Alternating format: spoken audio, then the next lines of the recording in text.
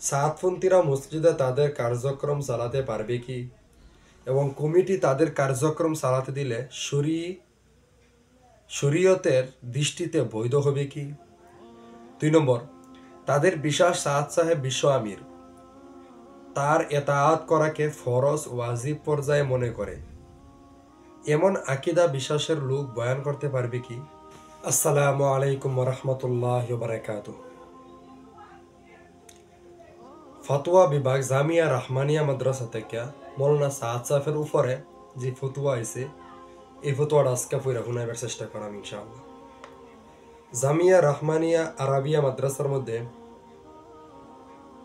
এক ভাই প্রশ্ন করেছে, হযরত বিনীত আবেদন এই যে নিম্নলিখিত বিষয়গুলোর শরঈ বিধান সমাধান জানতে চাই। জামিয়া রহমানিয়া মাদ্রাসার মধ্যে এক ভাই প্রশ্ন করতেছে গিয়া, 1 নম্বর, সাতপন্থীরা মসজিদে তাদের কার্যক্রম চালাতে পারবে কি এবং কমিটি তাদের কার্যক্রম চালাতে দিলে শরীয়তের দৃষ্টিতে বৈধ হবে কি? 2 নম্বর, তাদের বিশ্বাস সাদ সাহেব বিশ্ব আমির তার এতাআত করাকে ফরজ ওয়াজিব পর্যায়ে মনে করে এমন আকিদা বিশ্বাসের লোক বয়ান করতে পারবে কি? বিবেদক মাহিন আহমদ, রামপুর, ঢাকা। মাহিন আহমদে ঢাকা থেকে জামিয়া রহমানিয়া মাদ্রাসার মধ্যে প্রশ্নটা করছিল। জামিয়া রহমানিয়া মাদ্রাসার মধ্যে তার যে উত্তরটি আছে, প্রথম প্রশ্ন শরঈ সমাধান। মৌলানা সাদ সাহেব এমন একজন আলেম যিনি কোরআনের বিভিন্ন আয়াত ও নবীজি সাল্লাল্লাহু আলাইহি ওয়াসাল্লামের বিভিন্ন হাদিসের অপব্যাখ্যাকারী এবং যিনি নবীজি সাল্লাল্লাহু আলাইহি ওয়াসাল্লামের সমালোচনা করেন এবং উলামায়ে কেরাম থেকে জনসাধারণকে সম্পর্ক ছিন্নকারী বিভিন্ন বক্তব্যে জনসম্মুখে উপস্থাপন করে উম্মতের মাঝে ফাটল সৃষ্টি করে। কাজে শরীয়ত বিধান মতে তিনি একজন বিভ্রান্ত লোক, আর বিভ্রান্ত ব্যক্তির অনুসারী এতাতিরাও বিভ্রান্ত ও গুমরাহ। তাদের গুমরাহির কয়েকটি কারণ নিম্নরূপ। 1 নম্বর, তারা হক্কানি উলামায়ে কেরামের প্রতি বিদ্বেষ রাখে এবং তাদের গালিগালাজ করতেও কণ্ঠবোধ করে না।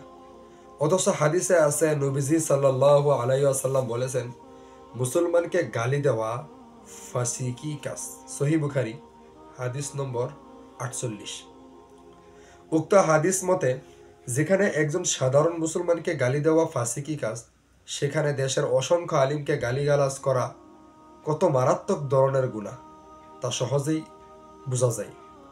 অথচ হযরত জি মৌলানা ইলিয়াস রহমতুল্লাহ আলাইহি বলেন, আমাদের তাবলিগি কাজে যে কোনো মুসলমানের মূল্যায়ন এবং উলামায়ে কেরামের প্রতি সম্মানবোধ বুনিয়াদী বিষয়।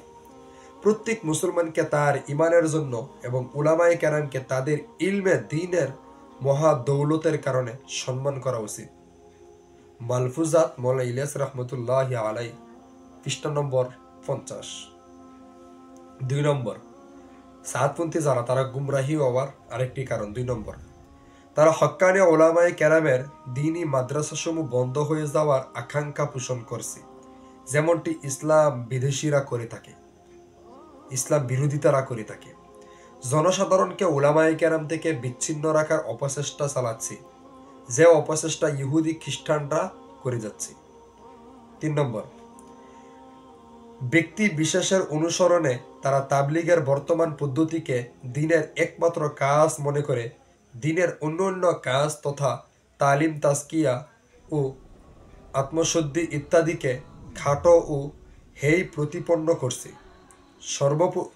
সর্বোপরি নিজেদের হটকারিতাবশত হক্কানি আলেমদের কথাগুলোকে মানতে পারছে না। তাদের এজাতীয় আচার আচরণ, কথাবার্তা, চিন্তা চেতনা বাস্তবায়নের লক্ষ্য এগিয়ে যাওয়া ইত্যাদি সমস্যার সামষ্টিক অবস্থার প্রতি লক্ষ্য করে বলা যায় বর্তমানে এতাআতি নামক দলটি নিঃসন্দেহে একটি বাতিল দল। যদি সাধারণ মানুষ এতাআতিদের সাথে উঠা বসা করে কিংবা তাদের তালিমে বা বয়ানে বসে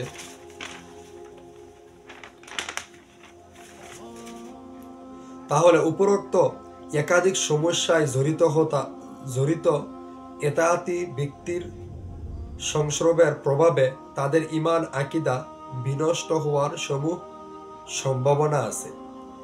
মসজিদ সঠিক দ্বীন প্রসারের মার্কাজ। এখানে বাতিল দলকে তাদের কার্যক্রম পরিচালনা করতে দেওয়ার অর্থই হলো উম্মতের মাঝে গুমরাহি ছড়ানোর কাজে সহযোগিতা করা। অথচ আল্লাহ তাআলা বলেন, তোমরা নেক ও তাকওয়ার কাজে একে অপরকে সহযোগিতা করো, আর গুনাহ ও গুমরাহির কাজে কেউ কাউকে সহযোগিতা করো না। সূরা মাইদা আয়াত নম্বর 2। কোনো মসজিদ কমিটি যদি মসজিদে তাদের কার্যক্রম পরিচালনা করতে দেয় আর পরিণতিতে কেউ তাদের গুমরাহি চিন্তাধারার শিকার হয়, তাহলে এর জন্য সংশ্লিষ্ট মসজিদ কর্তৃপক্ষ অবশ্যই দায়ী হবে। মসজিদে সকল ধরনের মুসল্লির নামাজ পড়ার অধিকার থাকলেও দাওয়াতি কাজ একমাত্র হকপন্থী উলামায়ে কেরামের নেতৃত্ব পরিচালিত হতে হবে। কোনো বাতিল দলের দাওয়াতি কাজ মসজিদে করতে দেওয়ার সামান্যতম সুযোগ নেই। কাজে মুসল্লিদের ঈমান আকীদার হেফাজতের স্বার্থে মসজিদ কমিটির জন্য এতাআতীদের কার্যক্রমের সুযোগ দেওয়া জায়েজ হবে না। তারপরে দ্বিতীয় প্রশ্নের শরীয়ী সমাধান। আল্লাহ তাআলা ও তাঁর রাসূলুল্লাহ সাল্লাল্লাহু আলাইহি ওয়াসাল্লাম ছাড়া অন্য কেউ স্বতন্ত্রভাবে অনুসরণীয় নয়। তবে যে ব্যক্তি শরীয়তের ইলমের অধিকারী এবং ইলম অনুযায়ী শরীয়তের বিধিবিধান বর্ণনা করে, তাকে একজন শরীয়তের আলেম হিসাবে এবং শরীয়তের বিধান বর্ণনাকারী হিসাবে অনুসরণ করা যাবে।